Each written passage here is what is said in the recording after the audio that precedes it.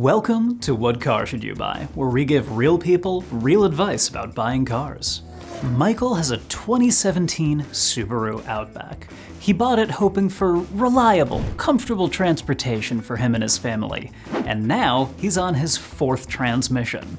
He's thinking he may have to replace a bad egg here. He's ready to move on to something big enough to handle some kids and dogs, but he doesn't want to give up fuel efficiency in exchange.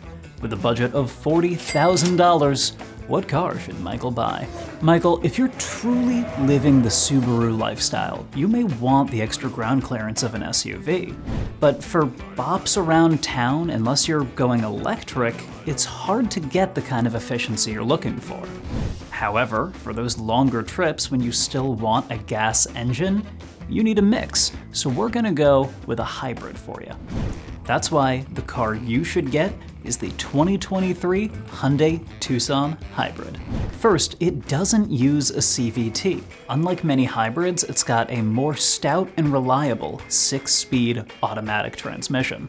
It's also roomy enough for you, your kids, your dogs, but it's not huge on the outside. Third, even if you go with the base SEL trim, it's still got the things you want. It has adaptive cruise even.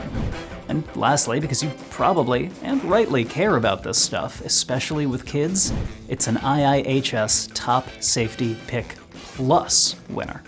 For more car buying advice, keep your eyes peeled to Jalopnik.com.